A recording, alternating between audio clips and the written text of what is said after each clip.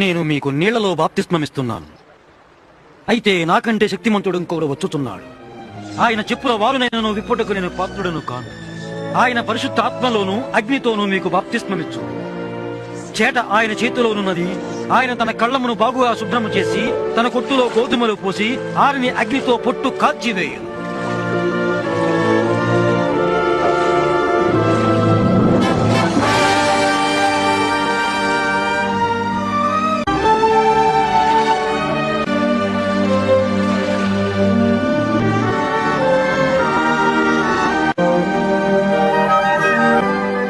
అప్పుడు పరిశుద్ధాత్ముడు పావుర రూపంలో యేసు మీద వ్రాలాడు.